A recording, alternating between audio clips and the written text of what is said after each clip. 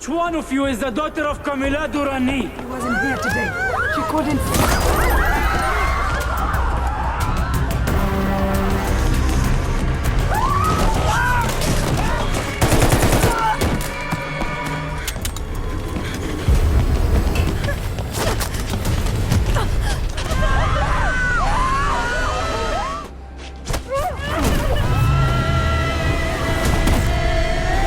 I want you to deliver this note to the police station. Can I trust you to do that? Go. Who are you? What are you doing here? The story kicks off in Afghanistan, 2021. A dangerous-looking guy named Malik storms back from a hotel, clearly furious, heading straight to the back of his place. Out there, people locked in cages, with hungry dogs watching them like prey. Malik tells his right-hand man to let them out. Among the captives, 4 boys and 1 girl. He drags the girl into a busy marketplace, forces her to sit, and orders the crowd to stone her.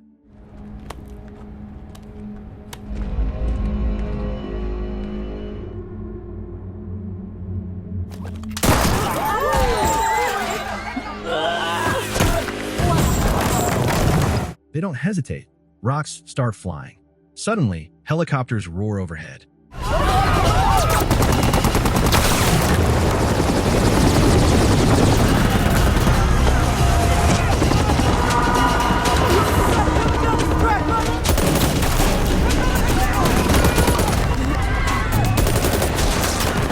Turns out she's their friend, Jake. They pull her into the chopper. But Malik isn't done. He destroys one of the helicopters mid-chaos. From the air, Jake sees her fellow soldiers dying below. She begs the pilot to turn back, but he refuses. She can only watch in horror.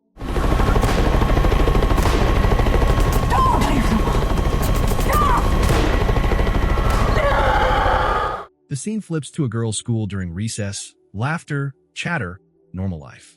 Out of nowhere, several vehicles burst in. A man named Amir and his crew storm the place, beating teachers and forcing students into cars. Some girls rush to the roof to get away. Amir demands to know where Dan's daughter is. Silence. A teacher tells him she's not here. Amir shoots her dead without a second thought. Which one of you is the daughter of Camila Durani? She wasn't here today. She couldn't.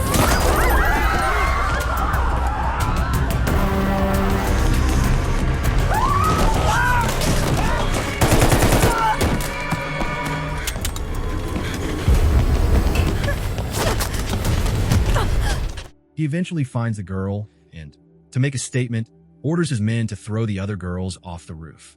Then he films himself bragging about the capture before locking the remaining girls in a room. One of the hostages whispers that this girl is wanted because she caused trouble for their army captain, forcing the military to get involved. Meanwhile, Jake, still shaken from earlier events, meets with military brass, only to be brushed off.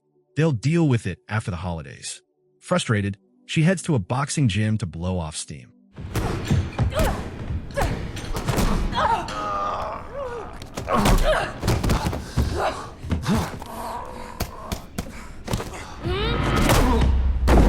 Later, after math class, she meets Travis, a guy with intel.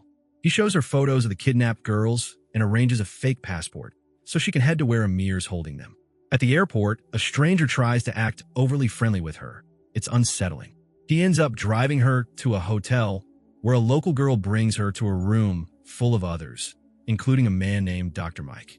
They all introduce themselves, but Jake keeps her focus, contacting people who can help her next move.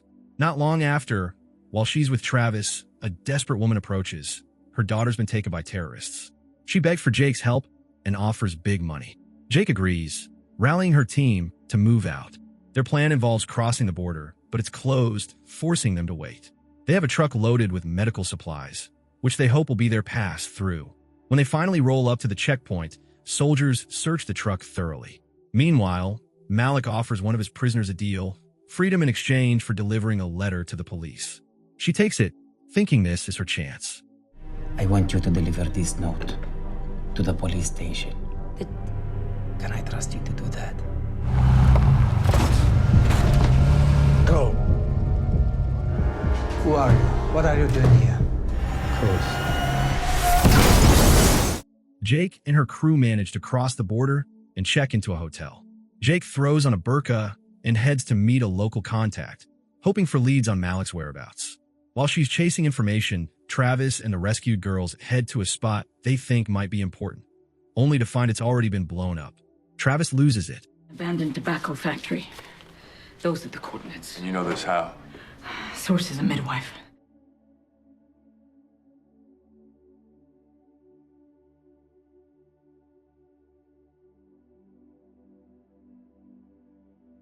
But later that night, the same people who bombed the police earlier strike again, hitting yet another building. The military wasted no time reacting to the chaos, and Jake saw her opening.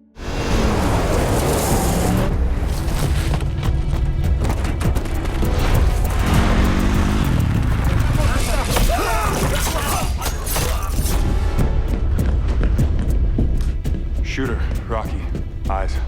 Before long, they were packing their trucks full of gear and even went on the offensive, blowing up military vehicles to make sure their escape stuck. But things went bad fast. In the middle of their getaway, one teammate was hit and thrown from the truck. Jake didn't even hesitate. She yelled at the driver to turn back. Under heavy fire, she dragged the injured friend to safety.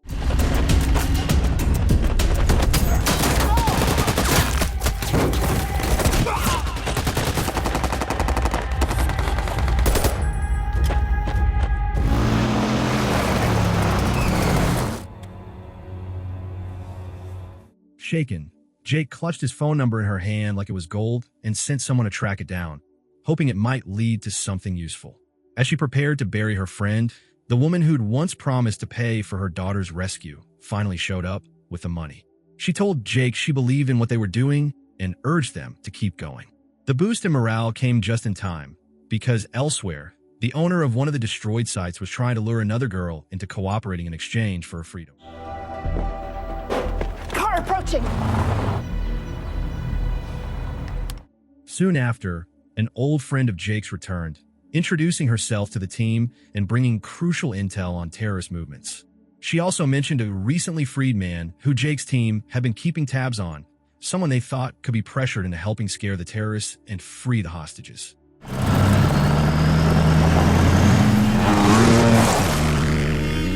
She's coming!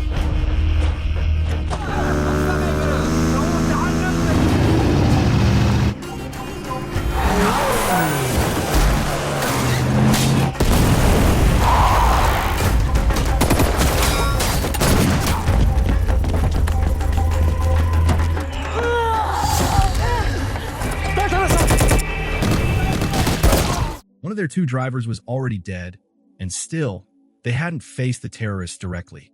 Jake's determination started to crack. She was tired, worried for her people, and felt the weight of every loss. Then came the worst blow yet. News that a teammate had been captured and killed by the military. Now he's asking me if she has anything to say in her defense. Sure. Please, Rocky. Come on, Rocky.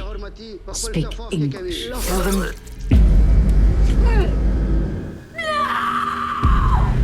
Jake broke down, screaming in grief and rage.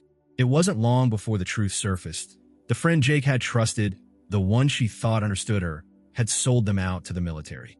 Furious, Jake confronted her and lashed out, only to discover she'd been working with Malik the whole time. The recently released old man was also part of the betrayal. Malik soon arrived to collect him. Jake didn't show her hand. She'd already planted a tracker in the woman's phone. With the signal in hand, she and her team took hidden routes to Malik's base.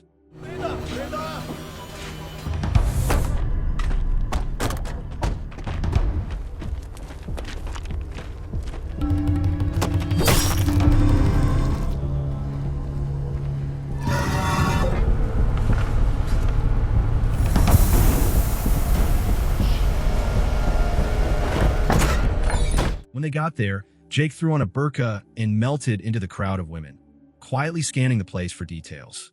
Eventually, she found where the kidnapped girls were kept and sent the location to her crew, hoping they'd move fast.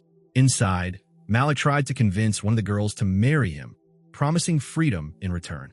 He even dressed her up in bridal clothes. But then, out of nowhere, he killed the elderly man with a sword.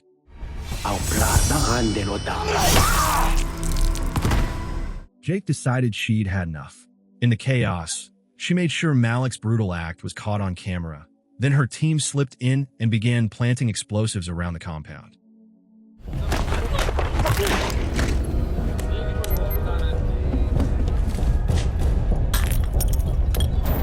Charlie, Yours?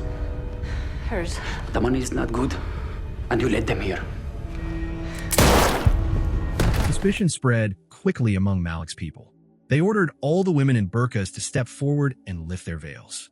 When one hesitated, a man ripped it off, revealing a woman holding a hidden trigger.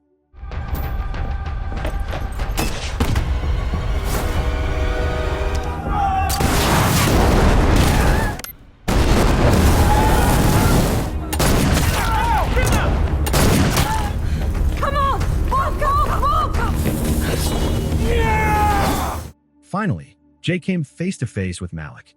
The fight was vicious, but in the end, she killed him.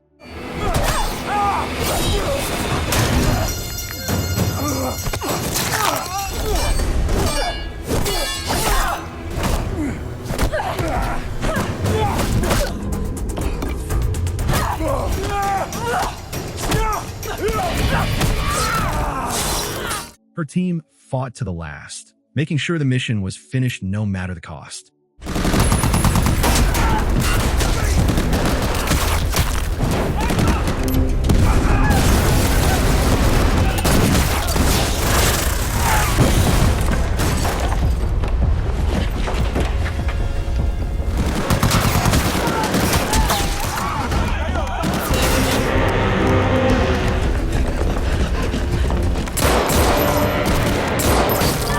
When it was over, Jake handed the rescued girls and her only surviving teammate over to the army. They boarded a helicopter and left, but Jake stayed behind. She wasn't done. There were more girls out there who needed saving, and she wasn't about to walk away from that fight. The story ends with her and her driver ready to keep going. And that's it. Thanks for watching. Don't forget to subscribe for more recaps. Until next time, take care. Thanks for watching. If you enjoyed the video, don't forget to hit that like button, drop a comment below, and subscribe if you haven't already. Your support helps the channel grow and keeps the content coming. Turn on the bell icon so you never miss an upload. See you in the next one.